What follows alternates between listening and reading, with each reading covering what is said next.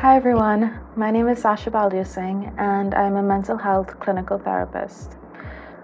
For these videos, I want to talk to you about domestic violence. I'll be dividing them into shorter videos, each dealing with a different aspect of domestic violence.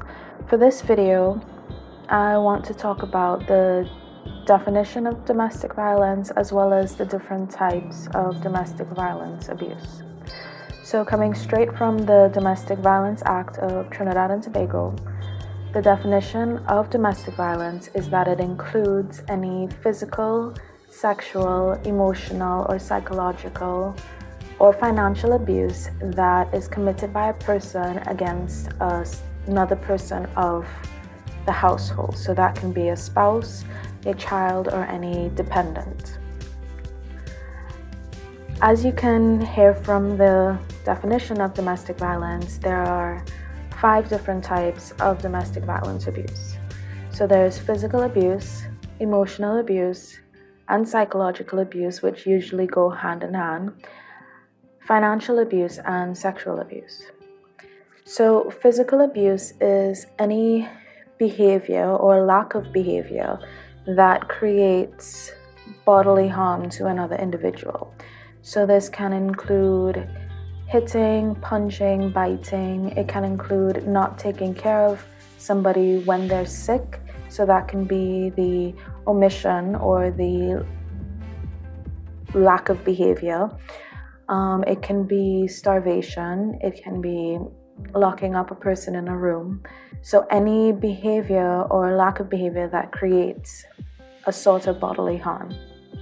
So emotional or psychological abuse is any pattern of behavior that aims to harm or exploit or undermine the emotional or mental well-being of a person. This can include insults. It can include isolating an individual from their friends and family, yelling, mocking, humiliating that person in front of others, anything that creates that emotional or mental harm. Financial abuse is any pattern of behavior where the individual aims to control, withhold, or limit another individual's access to finances. And the aim is to create that financial dependence.